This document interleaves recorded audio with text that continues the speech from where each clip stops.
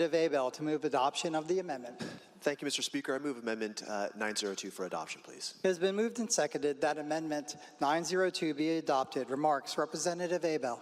Thank you, Mr. Speaker. Rising in support of this amendment, what I'd like to do is just speak briefly about the effect of the amendment, then offer three main points. But before doing so, I want to ensure that I speak both with respect for you and me on this issue, which I know can be difficult to speak about, and also with accuracy, which I think is important given the subject matter that we're discussing.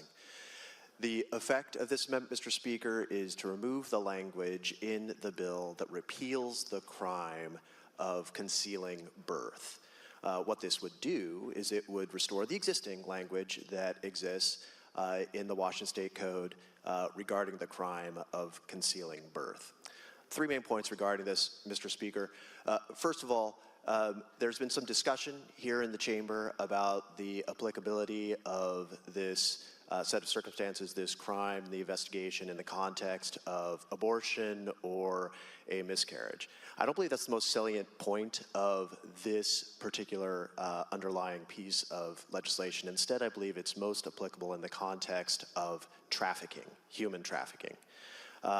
It was discussed earlier that the language of the underlying crime of concealing birth only applies when the body is disposed of in an effort to conceal the fact of the birth. So the intent is critical here.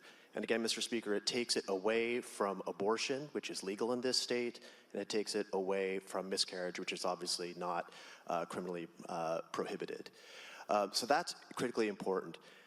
With regard to trafficking, Mr. Speaker, I had the opportunity a few weeks ago to attend the governor's prayer breakfast, where a young lady spoke just heartbreakingly about the effect of human trafficking in her life and the significant change that happened in her life with being part of a loving, stable family.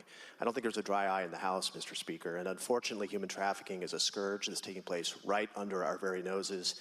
The National Human Trafficking Hotline identifies that of the percentage of national human trafficking incidents since 2017, the percentage in Washington has consistently increased year after year after year. So these are situations not taking place in a hospital.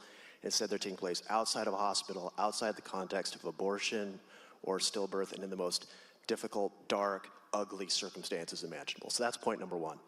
Point number two is that this crime, the crime of concealing birth, is different in terms of elements from other crimes that could be prosecuted in a situation like human trafficking. So we heard earlier today that crimes like manslaughter or murder would be the appropriate charges. But again, this crime of concealing birth has different elements than the crimes of manslaughter or murder. And that's very important. Any prosecutor looking at a case is going to look at the facts and then look at the elements. And in this case, a prosecutor would say that these elements are different than the elements of murder or manslaughter. And then the last piece, Mr. Speaker, is that this crime, the crime of concealing birth, is an essential tool for our prosecutors as they deal with this problem of human trafficking here in our state. Mr. Speaker, I ask that we not hamstring our prosecutors. I ask that we strike a blow against human trafficking, and I ask that this amendment be adopted. Thank you, Mr. Speaker. Further